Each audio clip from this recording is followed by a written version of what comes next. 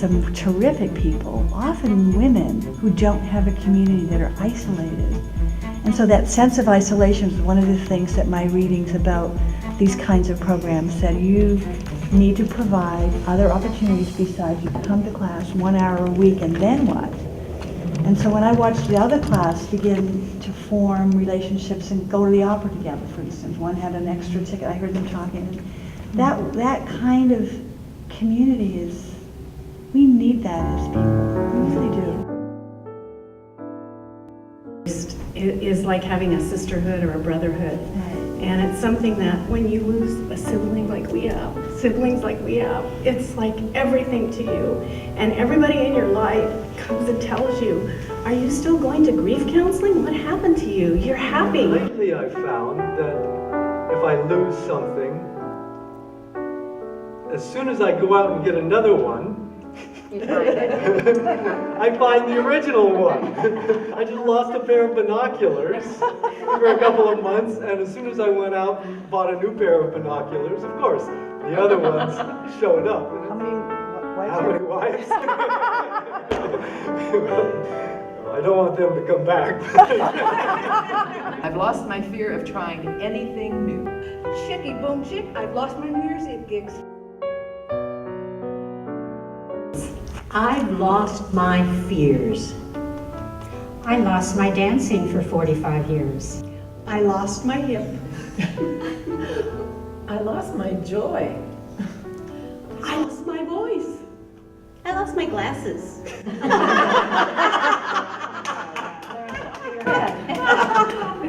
I lost my life as a dancer.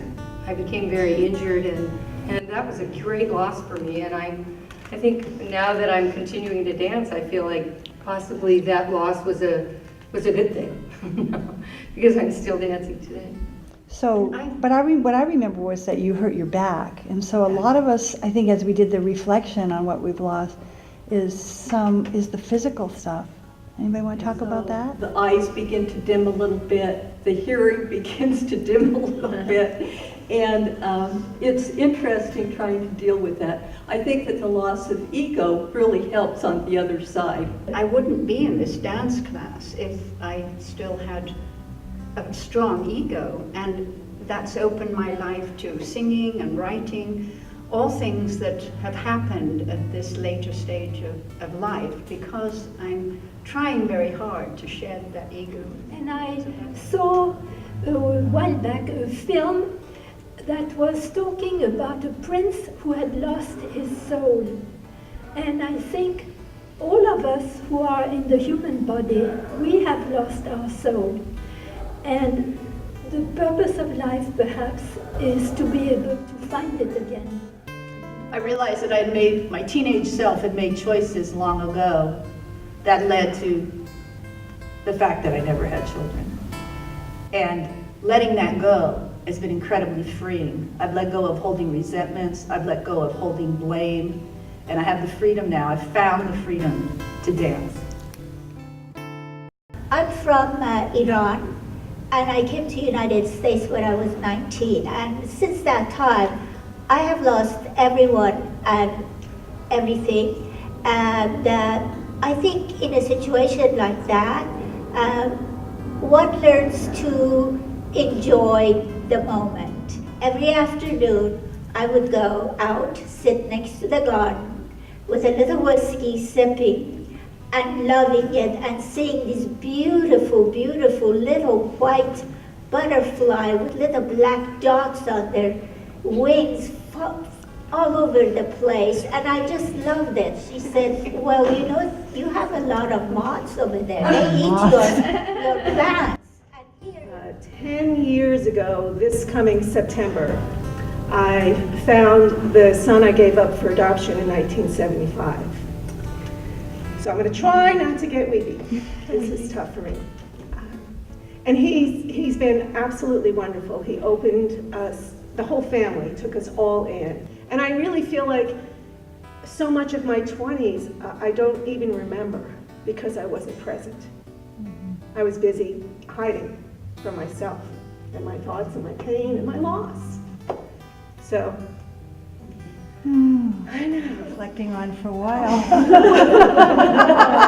I was the one that was given up by my dad, and so I was raised by my grandfather, and he is the man that I consider that I lost. You know, he was the man that would read me pogo and smoke his pipe, and so how I'm so grateful to Jean and working with her is that about 10 years ago, you set a piece to my grandfather talking to my grandmother. And so I lost my grandfather. I lost the man that made me feel safe and loved. But I found him through the arts and through Jean. There was our grandfather, and we shared the same grandfather, up on stage with her sons, listening to Granddaddy talk. Lawrence Welk in the background, and he's got that wonderful gravelly voice that was so distinctive, and he just came to life again for me. So I found something that really mattered to me through dance and through the arts and being exposed to Jean's work. So. Oh, wow. What a validation, thank you. I think you made me realize, Kata, that I always had this vague sense of loss as a young woman. And people would say, you're a beautiful young woman, but you have such sadness here. And of course now I'm getting the karma from that. But I think if I put words to it, it would be the sense that when we were children and babies, it seemed so beautiful, everything. Our parents seemed so beautiful. I would say my mother, she was like a woman from the magazine, you know, like a cover girl. And then I think as she and my father were less close and more fractious, and they had 6 children, I think I felt something that I couldn't even put a name to, that was chaos and all the other things that we learn to deal with as adults. And I've never really explored that, but so I think that's something you said made me be able to say what it was. I don't think I ever heard my parents say I love you. But in those days, they were more stoic, reserved. What do you think that was about? Fear. I think fear, maybe. Fear of being vulnerable. Right. Fear of It's always about fear. How they struggle to live day by day. Well, Depression era. Right, the depression. That's right. That's fear. So You know, Yeah. you have to be stoic and be strong and survive and get through it. I look at the fact that they have you in their life. You're the complete opposite of that. I am the complete You opposite. brought that to their lives. Diana, okay. I have to defend that a little because my parents growing up in England, and they never told me that they loved me, but I never felt for 1 minute that I was not loved and loved dearly. I am blessed to have lived long enough, and for my mom to have lived long enough that we appreciate each other and we're able to express love for each other.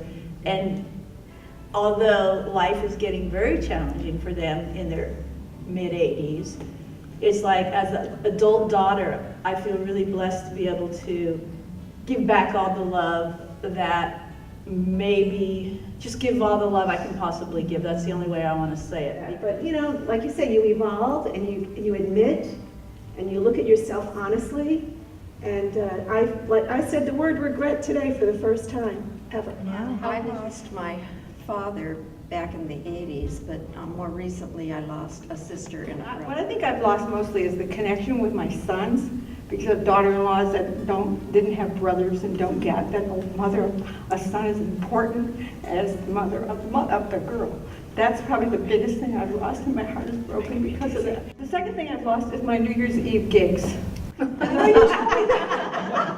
that's funny. Where did they go? They just stopped calling, and then sometimes a person will call and say, well, I've seen your picture on the internet, and they assume just because your picture's like on the internet for a long time that you look so much different. Everyone doesn't get wrinkled or old.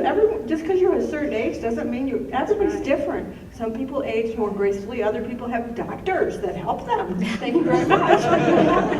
You know, you've lost your youth, but you go with that. And I always tried to follow philosophy. You can't help getting older, but you don't have to be old. So it's your mental outlook, I think, that makes the difference. I totally lost it. I totally lost it. I don't have any kind of comparing to myself to other people anymore, and I think this is all wonderful. So I ran marathons and things of that nature, and so I can't do that anymore. I'm 75 next month, and but I found the joy here of just knowing people just love what they're doing to be able to dance and to sing of things that I've never done in my life, but I'm going to enjoy it as long as I can. I really thought I was ready for retirement because I had planned some things, and they worked for a while, but I felt myself losing my joy. I felt old in a bad way, complaining about what has society come to? Because I was around people that did that, and I thought, well, that was a part of being older. And then when I found Senior Follies, thank you to Jeannie, and she started a class of dance that I went to, I finally realized, hey, I can still dance. I just love to dance. I mean, put a little music on and it's all good. And at one time in my life, some of you know I'm a volleyball player, and I was paralyzed from the waist down. So from the day it happened, I started stretching and, on and on. Well, I think it's all about learning new things as you age. It's time to have fun. I feel young when I'm dancing. I feel energetic. I love dancing, and I'm so happy to be involved. How many brothers and sisters take my hand? You have me as a sister, and you have all these sisters. So you are truly blessed. We are all family, Follies, and San Diego Dance Theater family.